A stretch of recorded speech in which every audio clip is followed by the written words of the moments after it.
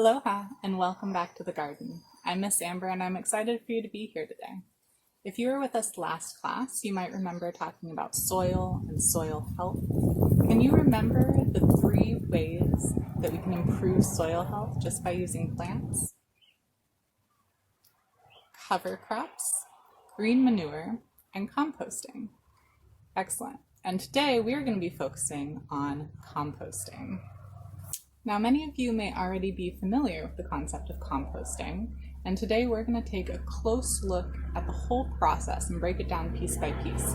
So I'm going to put 3 questions up on the screen, and I want you to take a minute to write down what you feel like you might already know about those 3 compost questions. And then when you come back, we'll go ahead and review some composting basics.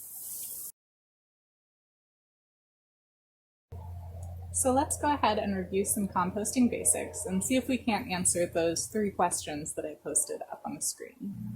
So, what is the process of composting? Well, it's a way that people can recycle their organic waste, things like food scraps and yard waste, and turn it into nutrient-rich soil. And this process happens naturally out in nature, and we call it decomposition. So there are a few different ways that we can compost. There's aerobic composting, anaerobic composting, and vermicompost or vermiculture. Now, vermiculture is the process of composting using worms in a worm bin. Aerobic, meaning requiring oxygen, is a way of composting where we use naturally occurring microorganisms that require oxygen for decomposition. In contrast, anaerobic composting, meaning not requiring oxygen, is a way of composting where we introduce these microorganisms that don't require oxygen to decompose into a compost system called bokashi.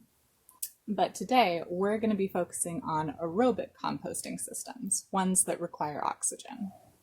So let's move on to our next question. What ingredients go into a compost system? Well, there are 4 main ingredients in composting. Those are nitrogen, or what we call our greens, carbon, or what we call browns, water, and air. Now, all organic material contains both carbon and nitrogen. In composting, when we talk about our nitrogen sources, or our greens, we're talking about organic material that has a low carbon to nitrogen ratio. These materials are usually high in moisture, have a lot of moisture content, and break down pretty easily.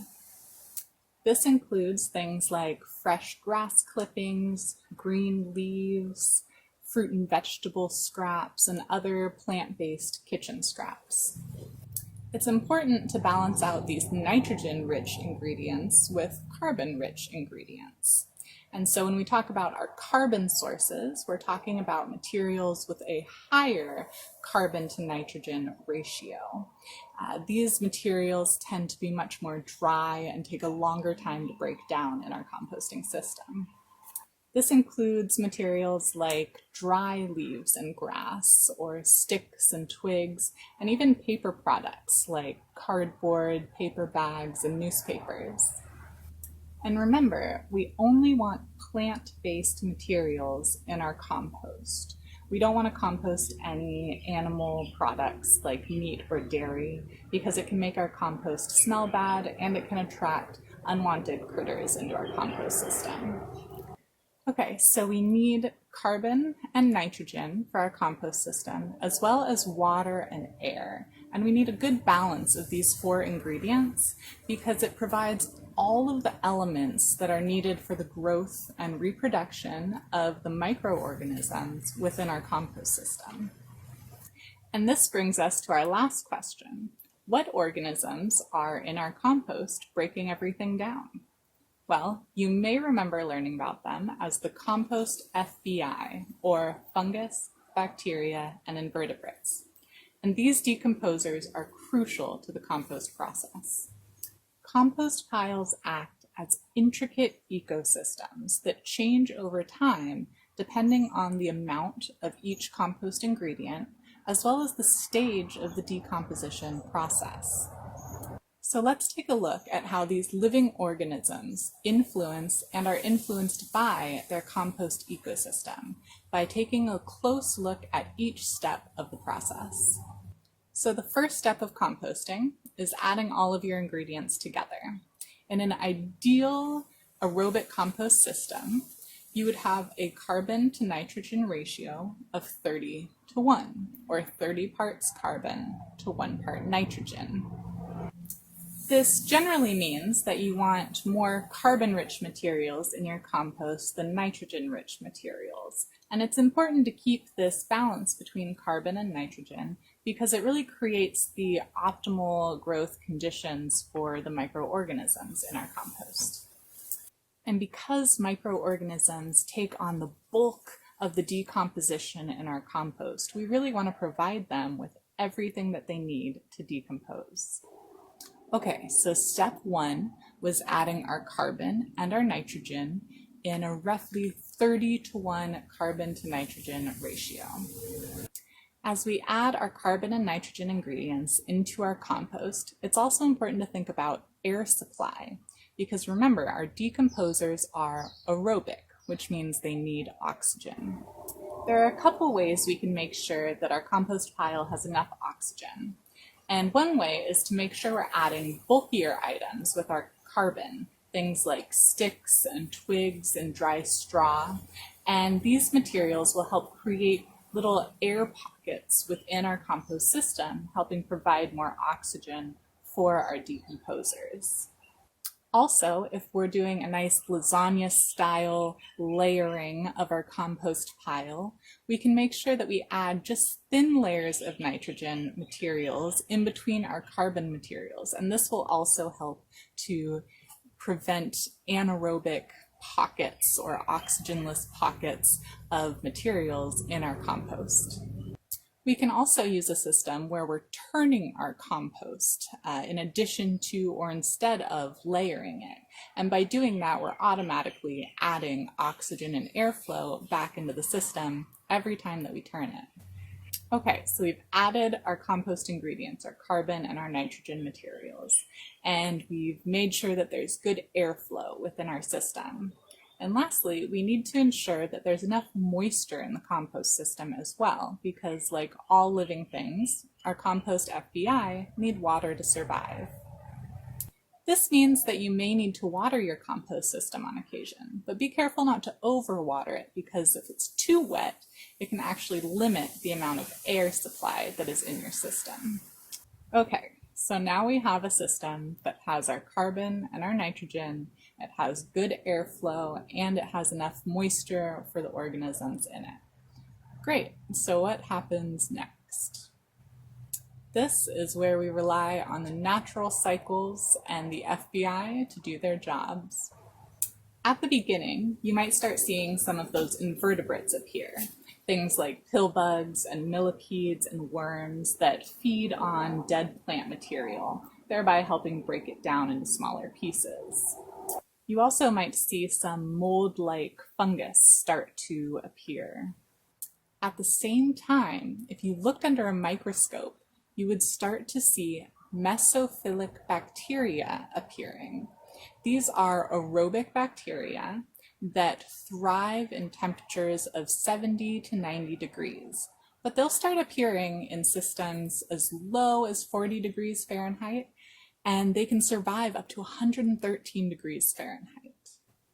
In this first phase of composting, called the Mesophilic phase, these Mesophilic bacteria do the majority of decomposition within the system. Now, as these organisms are breaking down the organic matter in the compost system, they are absorbing some of the energy that they're eating, as well as releasing some of that stored energy as heat. And so as they become more active and are breaking things down, they're actually heating up that compost pile. And as the temperature increases, it also affects the organisms that can survive in that compost system.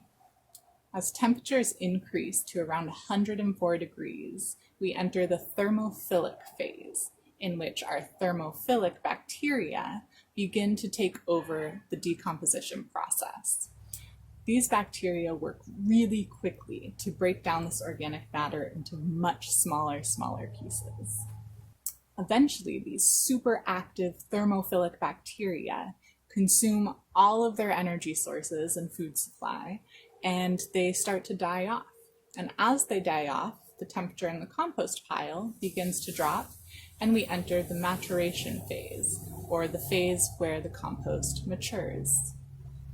And as the temperature and chemical makeup of the compost ecosystem changes, it once again affects the organisms that can survive in that environment. So as we enter this last phase and the temperature drops, we begin to see those mesophilic bacteria reappear in the compost system. And all of our invertebrates that were taking refuge from the heat in the outer parts of the compost system return to help complete the breakdown and decomposition process. And fungus becomes much more active during this last phase as it helps to break down the already partially decomposed materials.